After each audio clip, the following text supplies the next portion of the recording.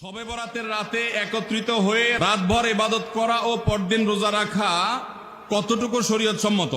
ভাইয়েরা আমার, শবে বরাত উপলক্ষে রাতভর একত্রিত হয়ে মসজিদে ইবাদত বন্দেগী করা কোনো হাদিস দ্বারা প্রমাণিত নয়। এবং দিনের বেলা যে রোজা, এই রোজা শবে বরাত উপলক্ষে না, এটা হলো শাবান উপলক্ষে রোজা। এই রোজা হলো আইয়াম বীজ উপলক্ষে রোজা। নবী করিম সাল্লাল্লাহু আলাইহি ওয়াসাল্লাম শাবান মাসে এমনি বেশি বেশি নফল রোজা রাখতেন, সেই হিসাবে আপনিও রাখবেন। আবার আইয়াম 20, 13, 14, 15 রোজা রাখতেন, সেই হিসাবে রাখবেন। আপনি আল্লাহর ক্ষমা, এই রাতে আল্লাহ তাআলা বান্দাকে সাধারণ ক্ষমা ঘোষণা করেন, হিংসুক ছাড়া, মুশরিক ছাড়া। এই রাতের এই ফজিলত পাওয়ার জন্য আপনি চেষ্টা করলে সেটা ভালো, আল্লাহর কাছে ক্ষমা লাভের চেষ্টা করবেন, কিন্তু বেদাতি কোনো পন্থায় না।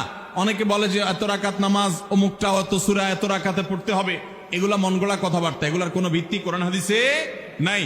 আবার অনেকে মনে করে হালুয়া রুটি খাইতে হবে, আতশবাজি করতে হবে, আলোকসজ্জা করতে হবে। শবে বরাতকে কেন্দ্র করে যা হয় তার বেশিরভাগই বেদাত এবং ভুয়া, মন গড়া ভিত্তি, এগুলার কোনো অস্তিত্ব কোরআন হাদিসে পাওয়া যায়। আল্লাহ আমাদের সবাইকে সুন্নাহ মেনে চলার তৌফিক দান করুন। আমরা সুন্নাহ মেনে চলবো। শাবান মাসের সবচেয়ে বড় আমল হলো নফল রোজা রাখা, বেশি বেশি রাখবো তো ইনশাআল্লাহ।